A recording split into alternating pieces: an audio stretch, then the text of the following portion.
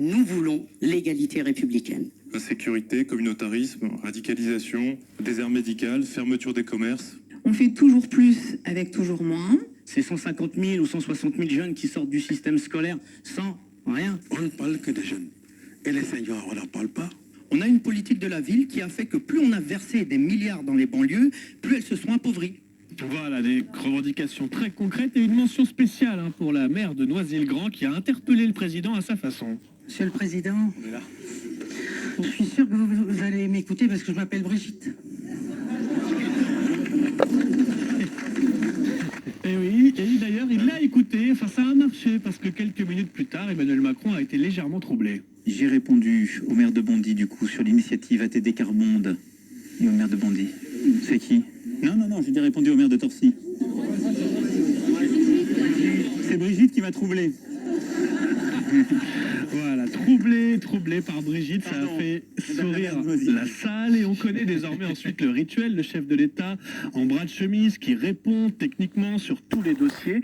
Et pour parler des quartiers sensibles hier, il fallait être bien à jour au niveau des acronymes. Nous, on a essayé d'accompagner et d'être là. La DGF, elle a un peu augmenté, la DSU a augmenté, la DPV a baissé. On double le nombre d'IAE, que ce soit le redéploiement de l'ANRU ou autres, qui ont été poussés par le CPV. À l'époque, il y avait ce qu'on appelait le DIDOL, je ne sais pas si vous vous souvenez, le délégué interministériel au développement d'offres de logement. Et il y a le mécanisme CITS avec les dispositifs type PEC, qui va avec l'initiative PSQ. Bon, alors je vais vous laisser chacun dans votre coin vérifier ce qui se cache derrière PEC, PSQ, une Xbox ou une PS4.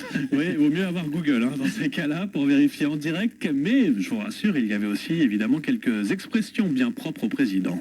Je ne vous demande pas de me croire sur facture ou sur étagère pour les choses que vous avez eu à subir. Et sur le plan anti-ghetto, chiche, cette forme de maïeutique, cette délibération dans la société, elle a une vertu. Et donc, il y aura une maïeutique dans tout ce débat. Parce qu'on a quand même mis aussi un joli millefeuille.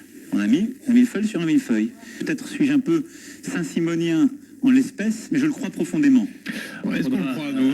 Est-ce qu'il faudra être saint-simonien au moment de la maïeutique du grand débat? Là aussi, je vous laisse googler toutes ces expressions avec en bonus la métaphore du jour. Sachez-le, la Seine-Saint-Denis, c'est la Californie. Donnez-moi le département le plus jeune, où on crée le plus d'entreprises, où il y a un stade de taille mondiale, des infrastructures culturelles, 2 aéroports internationaux. C'est la Seine-Saint-Denis. On regarderait de l'autre bout du monde ce truc, il dit c'est San Francisco. Il manque que la mer par rapport à la Californie. Même à marée basse, président. Et voilà, on embrasse ce matin tous les invités de Seine-Saint-Denis qui ne diront plus j'habite à Saint-Ouen, à Stein ou à Clichy-sous-Bois. Mais tu sais, j'habite dans la Californie française. San Francisco français.